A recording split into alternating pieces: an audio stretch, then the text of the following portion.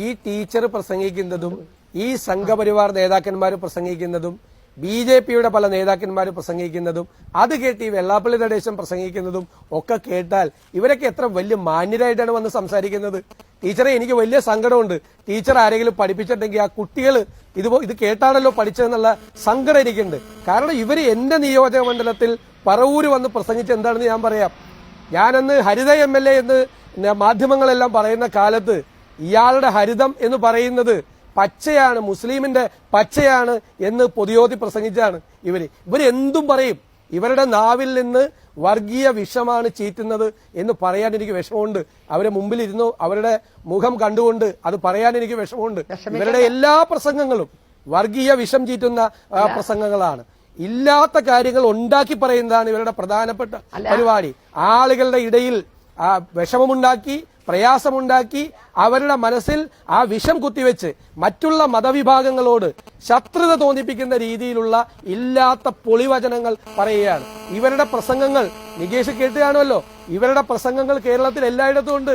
ഇപ്പോ രക്ഷാപ്രവർത്തനത്തെ കുറിച്ച് പറഞ്ഞതെന്നാണ് ഇവർ പറയുന്നത്. വഴിയരിയിലൂടെ പോയ ഒരാളുടെ മുണ്ട് പറിച്ചെടുത്ത് നൌഷാദ് രക്ഷിക്കണമെന്ന് പറയും. അതൊന്നുമല്ല, അതിന്റെയൊക്കെ അപ്പുറം ഇവർ പറഞ്ഞിട്ടുണ്ട്, ഇഷ്ടം പോലെ പറഞ്ഞിട്ടുണ്ട്. ശരിക്കും പറഞ്ഞു കഴിഞ്ഞാൽ ഒരു ടീച്ചർ എന്നുള്ള നിലയിൽ നിങ്ങൾ ഒരിക്കലും ഇങ്ങനെ സംസാരിക്കരുത്. കേരളത്തിലെ എത്രയോ ആളുകളുടെ ഒരു അപകടത്തിൽ പരിക്കേറ്റ ജീവത്യാഗം ചെയ്ത ഒരാൾക്ക് ഗവൺമെന്റ് ധനസഹായം കൊടുത്തപ്പോൾ ഇതുവരെ വെള്ളത്തിൽ ചാടി രക്ഷപ്പെടാൻ ശ്രമിച്ചവരുടെ കണക്കെടുക്കുകയാണ് അവർ. നൌഷാദ് ആ നൌഷാദ് എന്നുള്ള പേരുപയോഗിച്ചുകൊണ്ട് അത് കേരളത്തിൽ വിൽക്കാൻ ശ്രമിക്കുകയാണ്. അത് കേരളത്തിൽ ഓടില്ല. ഇത് മതേതര കേരളമാണ്. നിങ്ങളുടെ ഈ അത്രമാത്രം വിഷമാണ് നിങ്ങൾ ചീറ്റിക്കൊണ്ടിരിക്കുന്നത്. ഒരു ഇതൊരു അജണ്ടയാണ്. ഇതിപ്പോ VD സതീശനാണെങ്കിലും ഉണ്ണിത്താനാണെങ്കിലും അവർ വന്നിരിക്കുന്നത് ശശികല ടീച്ചറുടെ പ്രസംഗത്തെ പറ്റി ഒരു കാടടച്ച് വെടിവെച്ചാൽ, കാരണം അവരുടെ മുന്നിൽ ജനങ്ങൾ വരില്ല. എന്റെ മുന്നിൽ വരുന്ന ജനങ്ങളെ അകറ്റാൻ ഈ TV-യിലൂടെ മാത്രമേ സാധിക്കുള്ളൂ. അവർക്ക് ഇതേ ഒരു അത്താണിയുള്ളൂ. ഇവിടെ ഇരുന്നുകൊണ്ട് അവർക്ക് ബഹളം വെക്കാം. മറിച്ച് ഞാൻ പറയുന്ന കാര്യങ്ങൾ തെറ്റാണെങ്കിൽ എന്റെ മുന്നിൽ ജനങ്ങൾ വരില്ല. കേരളത്തിലെ ജനങ്ങൾ അത്ര വിഡ്ഢികളല്ല. അപ്പൊ അവരെ സ്വീകരിക്കാൻ ഇതിന്റെ ഉള്ളിൽ ഇരുന്നു കൊണ്ട് എന്റെ പ്രസംഗത്തെ ഒരു അജണ്ടയാക്കി ചർച്ച ചെയ്താൽ അതിന് രക്ഷപ്പെടാന്ന് വിചാരിക്കേണ്ട. ഇതൊരു ഹിഡൻ അജണ്ടയുടെ ഭാഗമാണ്. ഉണ്ണിത്താനാണെങ്കിലും സതീശനാണെങ്കിലും വിഷയം അറബിക്കടലിലെ ഉപ്പാണെങ്കിലും സുനാമി ആണെങ്കിലും ഉടനെ ശശികല ടീച്ചറുടെ CD എന്ന് പറഞ്ഞ് അതിന്റെ മേക്കോട്ട് വരുന്ന ഇതൊരു അജണ്ടയാണ്. ടീച്ചറോട് ഒരു കാര്യം പറയാനുള്ളതേ, ഞങ്ങളൊക്കെ ജനക്കൂട്ടത്തെ കണ്ടു വളർന്ന ആളുകളാണ്. ഞങ്ങളൊക്കെ ആകാശത്ത് നിന്ന് പൊട്ടി വീണ ആളുകളൊന്നുമല്ല, ഓട് പൊളിച്ച് കയറി വന്ന ആളുകളൊന്നുമല്ല. ഞങ്ങളൊക്കെ ജനപ്രതിനിധികളായിട്ട് ഇരിക്കുന്നത് ജനങ്ങളുടെ പിന്തുണയോടുകൂടിയാണ്. ആളുകളെ കണ്ടാണ് ഞങ്ങൾ വളർന്നത്. ആളുകളോട് ഞങ്ങൾ സംസാരിച്ചാണ് വളർന്നത്. നിങ്ങളുടെ മുമ്പിലുള്ള ആൾക്കൂട്ടം മാത്രമല്ല ആൾക്കൂട്ടം. ഞങ്ങളും ആൾക്കൂട്ടത്തോട് സംസാരിച്ച് ഞങ്ങളും ജനങ്ങളോടൊപ്പം നിന്ന് പ്രവർത്തിക്കുന്ന ആളുകളാണ്.